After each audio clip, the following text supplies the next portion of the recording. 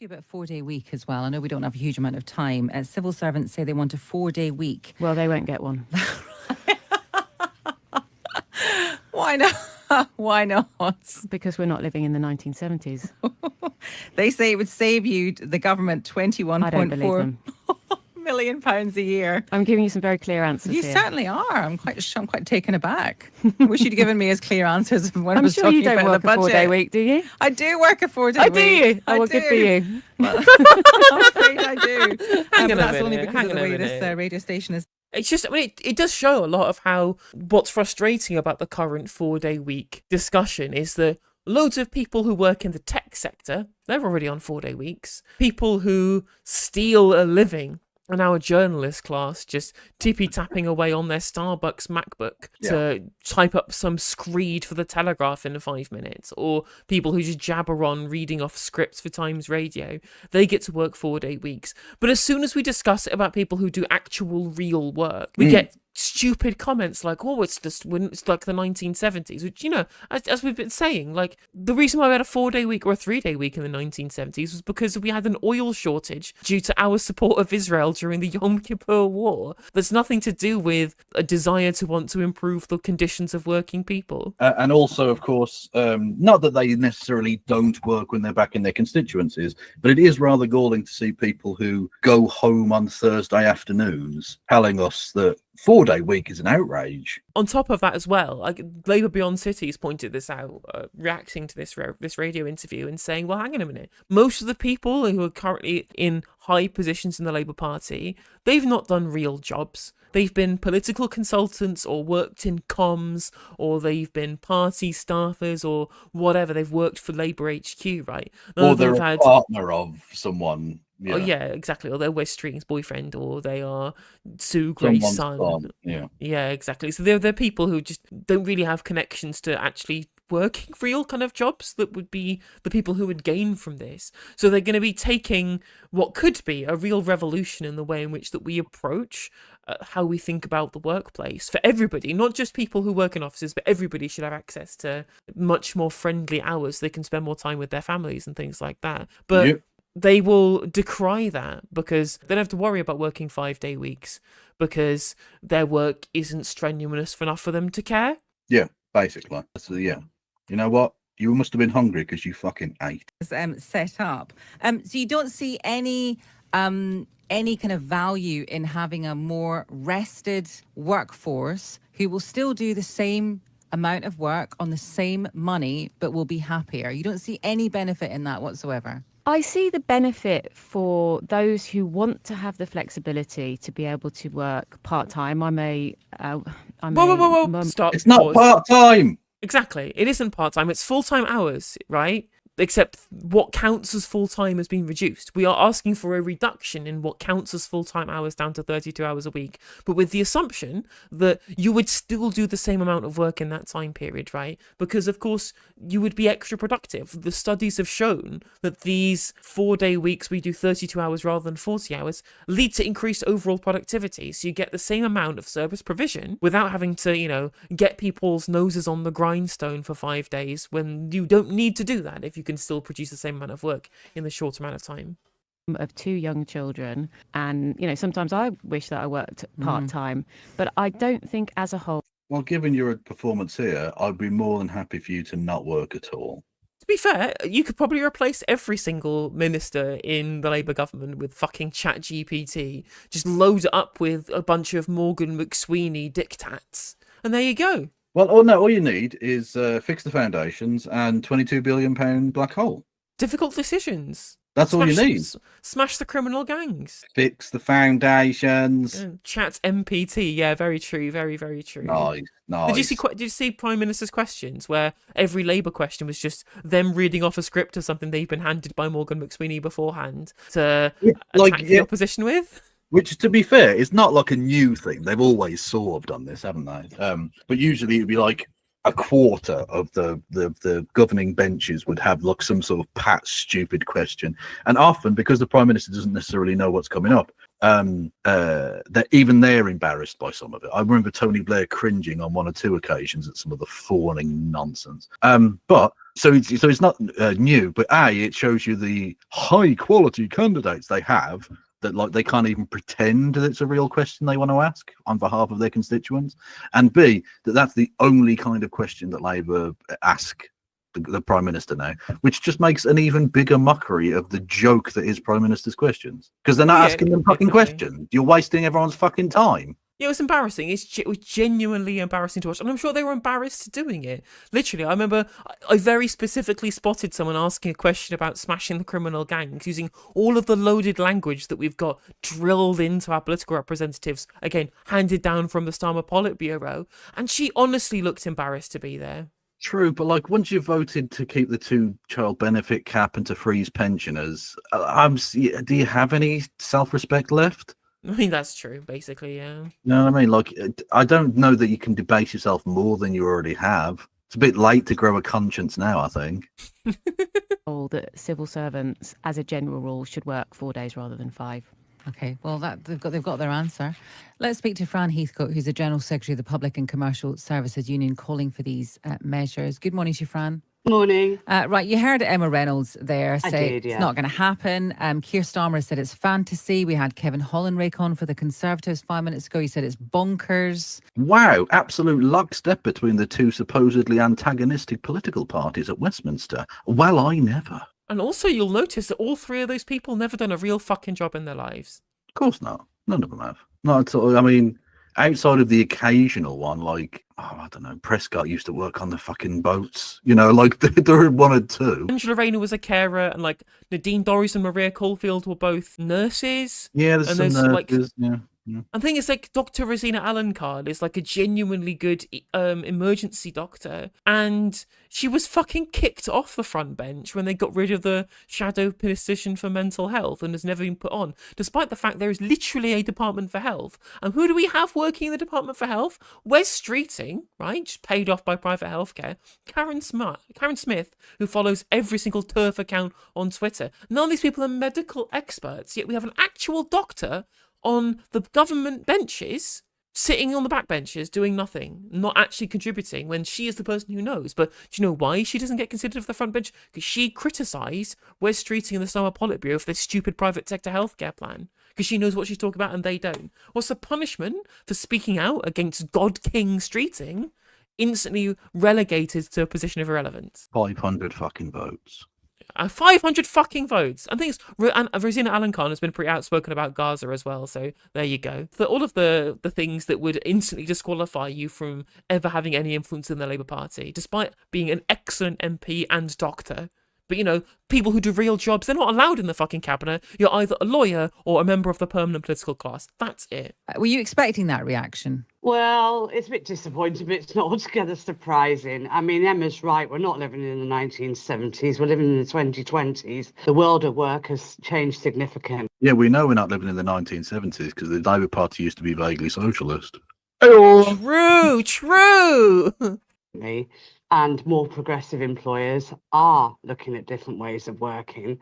I mean, these were all the arguments, let's think back, these are all the arguments that were made about people having a weekend many years ago and people being able to work part-time, and, you know, whether Emma likes it or not, there are many different ways of working now. Scottish Government have trialled it successfully, and in areas where it has been trialled, all the evidence shows that productivity has gone up and that in fact it's been better for people's mental health and well-being. Now, of course, you have to balance that with the needs of the business, but as I say, all the statistical evidence is positive, and all we're asking is that there's an adult conversation about trialling it in an area, so in our case, DEFRA, where there's been some really compelling evidence put forward. There was a meeting set up between the trade unions and the employer. And considering they're going to tax all the farms into closing, you won't need to work 5 days if you work at DEFRA because there's not going to be any fucking farmers left. So... True. They'll all been replaced by people there trying to dodge inheritance tax, although no, they won't be anymore. So I guess it would be bought up by a bunch of big agriculture companies. Agriculture companies and robots. True. Can AI pick crops? I think it's literally a question that will have been asked in various meetings. I'm sure plenty of Reform UK members have asked that specifically, so we don't have to rely on migratory labour seasonally. Almost certainly. But if what reforms show is that vegetables can become MPs. So also very true. Also very true. Interesting enough that this trade union representative here says, "Oh, we need to have an adult conversation about new ways of working." Well, unfortunately, the adults are the ones who are in the room now, and so they're allowed to say stupid shit like we're not going back to the 1970s for a completely different reason for a shorter work week, whilst also lying about the relationship between the changing of the world of work and whether or not it's part-time or full-time hours when you do a 4-day work week, which she just lied about and said nonsense about. That's the adult way of having this discussion. To discuss how it might work, to look together at what the potential pitfalls are, what the barriers are, and how they can work together to see if it can be introduced. Now, nobody's naive about it. Nobody assumes it's just going to happen overnight. But I think, post-pandemic, things have changed, and there are lots of ways of working. Well, what would it entail then? Go from 5 days to 4, but your 4 days are going to have to be perhaps longer. So if you were working, I don't know, 32 hours or whatever, you still got to do your 32 hours. But you're not saying that they're going to work longer days on the 4 days. No, that's a compressed hours arrangement, which is already available to many people in many different organisations. So you want them to work for less time on the same money? Yeah, absolutely. And as I say, the evidence of where that's been trialled has. Wow, what a crazy notion. Literally, I wonder where you live and how comfortable you are. It's just like the moment where Emma Barnett is speaking to Jonathan Bartley in the 2019 election. Just this kind of incredible, just like dumbfounded expression on her face when Jonathan Bartley says billionaires shouldn't exist. And why people just despise our media because they're just completely out of step with normal people who think that billionaires are ridiculous and like also think that maybe reduction in working hours to make life better for working people also is a good thing. And here's Osama Mir going, what? A reduction in hours and exactly the same pay? What a ridiculous notion. I'm like, companies do this. That goes against the one opinion that you're allowed, which is that people should work long hours for little pay. And if they don't like it, something, communism. Literally. You're allowed one opinion in Westminster, and this isn't it. Curious, methinks. Been incredibly positive. It hasn't led, as one might assume, to a loss of productivity. In fact, it's increased it significantly. So it's the government's own statisticians that have provided the data, and the data they have provided shows 21.5 increase in £1 million increase, sickness absence dropping by 65%. That's the equivalent 328 more staff a year. It's something that can be done. So it's not that people are more productive, it's that they're just not off sick as much. You are the stupidest human being I've ever heard.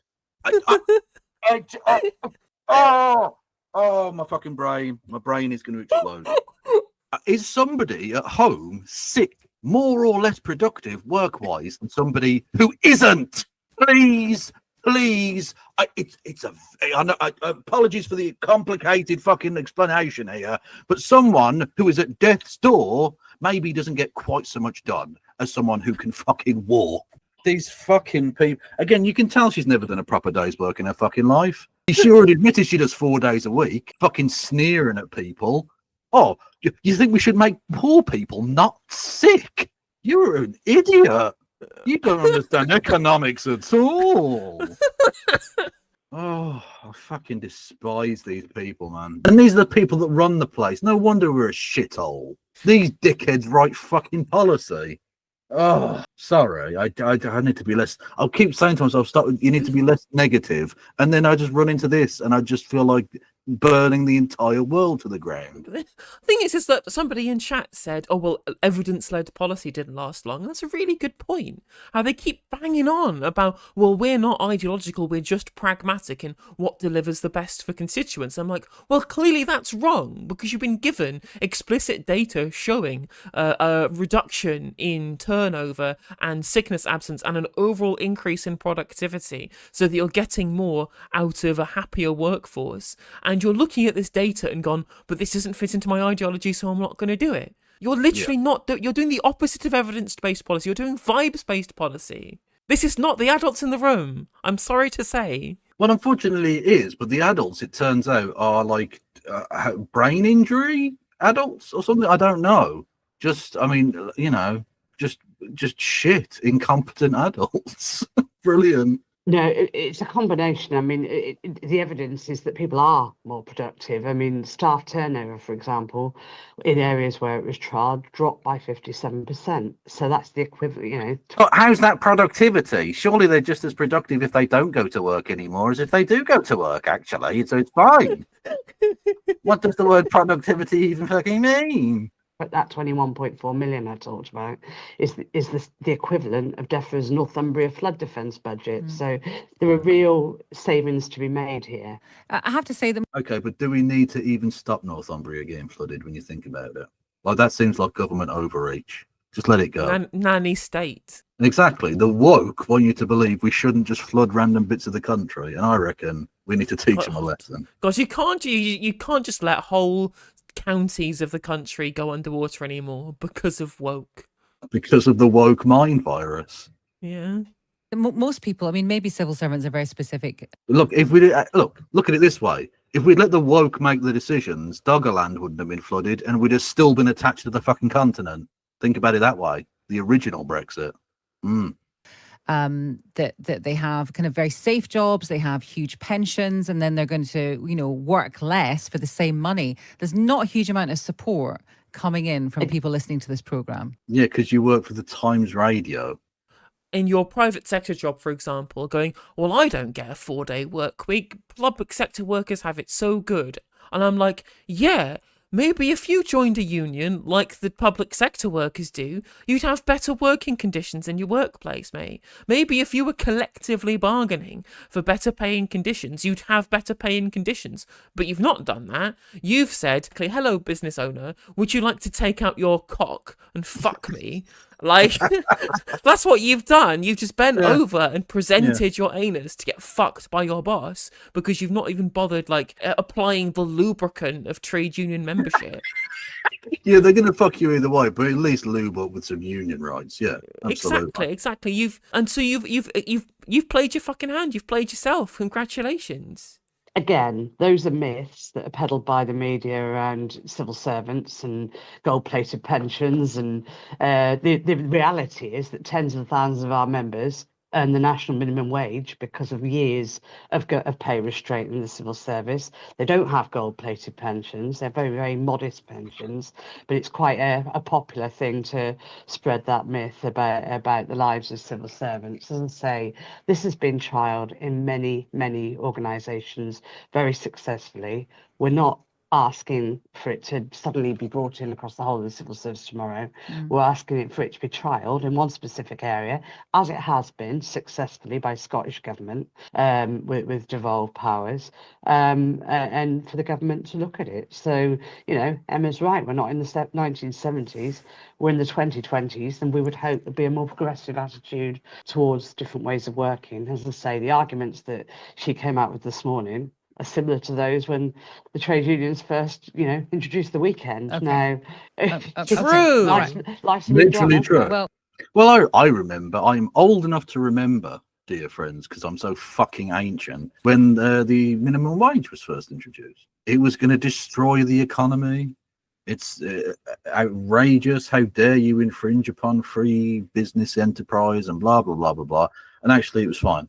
It didn't destroy the economy. It was actually a positive boon because poor people had some money to spend in the economy, and it circles round. It's quite good like that. They'll do this for everything. Every advance the working class has ever fucking made was going to destroy the world. Exactly. They're looking after their own material interests, the rich. Exactly. And again, you'd think, right? You'd think, given that we have a quote-unquote Labour Party in government, a Labour Party, they would have the interests of Labour represented, but unfortunately not. Kevin Hollenrake and Emma Reynolds are inseparable in their opposition to the 4-day week. It's almost as if they're serving one of the two sides of the proletarian capitalist divide. I wonder which one. Which one, Chris Kamara? Exactly, but for who? Like, it is very interesting that.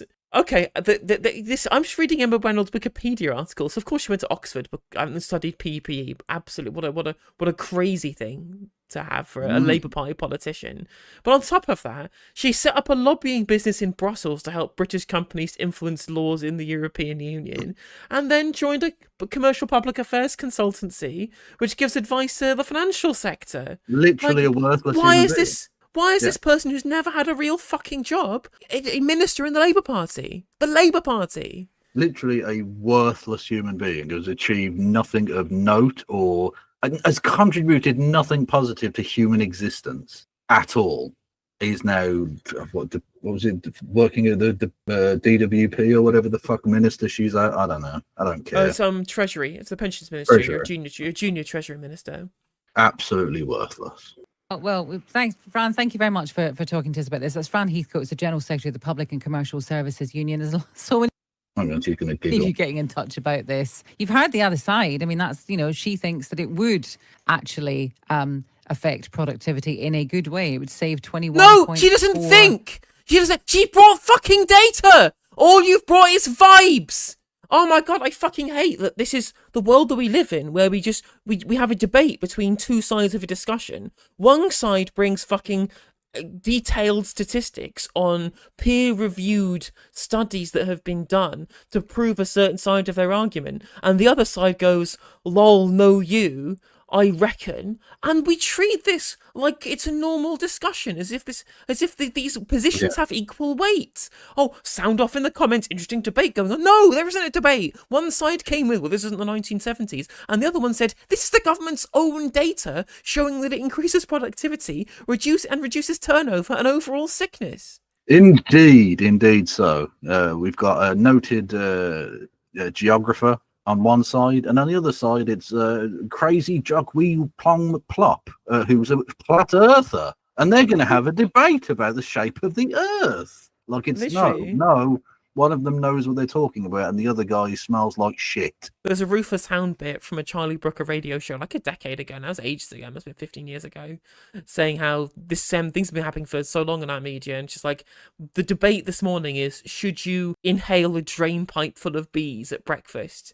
And on one side of the discussion, we have a Professor Emeritus of Human Dietary Nutrition who thinks it's terrible and we shouldn't do it. And on the other side, you have Bedlam's finest Albert Moonhowler who says this is great. And then most people listening will go, well, if it's a debate, a proper debate on the TV, well, the answer's probably somewhere in the middle. It was in the middle on all a bunch of other things, right? So you should inhale half a tube of bees in the morning.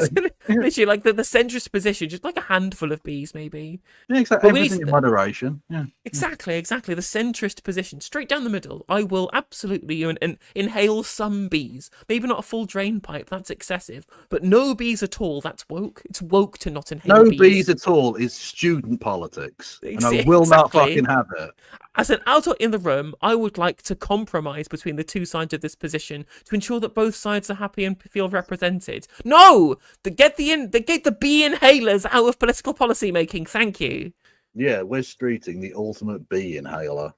Okay, if you enjoyed the video, make sure that you like and leave a comment. That helps the video out in the algorithm. If you subscribe and ring the bell, it'll let you know when I go live. I stream every day on YouTube and Twitch. You can also follow all of my socials down in the description. And if you want to support me in a more financial manner, there's a join button for membership to just 99p to be a member on YouTube, as well as a Patreon, and there's some merch there as well. And hopefully I'll catch you on the next video. Take care.